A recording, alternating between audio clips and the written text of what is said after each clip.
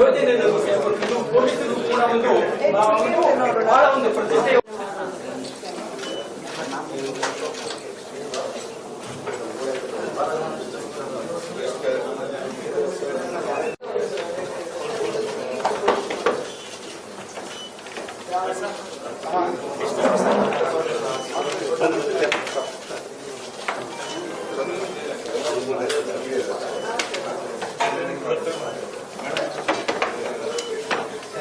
ಪಡೆದಿರ್ತಕ್ಕಂಥ 500ಕ್ಕೂ ಹೆಚ್ಚು ಗ್ರಾಹಕರಿಗೆ ಅವರ ಚಿನ್ನವನ್ನು ಏನು ಮರಳಿಸುವಂತ ಕೆಲಸವನ್ನ ಪೊಲೀಸರು ಒಂದು ರೀತಿಯಲ್ಲಿ ಕಳೆದ ಹಲವಾರು ದಿನಗಳಿಂದ ನಿರಂತರವಾದ ಒಂದು ಪ್ರಯತ್ನವನ್ನು ಮಾಡಿ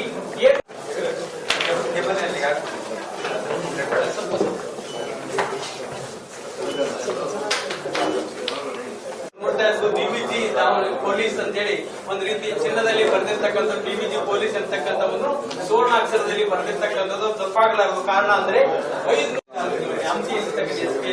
ದರೋಡೆ ನಡೆದ ವೇಳೆಯಲ್ಲಿ ರಾಜ್ಯದ ಗಮನವನ್ನು ಸೆಳೆದಿದ್ದು ಸುಮಾರು 17 ಕೆಜಿ ಚಿನ್ನದ ಆಭರಣಗಳನ್ನ ವೃತ್ತಿ ಮಾಡಲಾಗಿದ್ದು ಸುಮಾರು 13 ಕೋಟಿ ರೂಪಾಯಿ ವೆಚ್ಚದ ಏನು.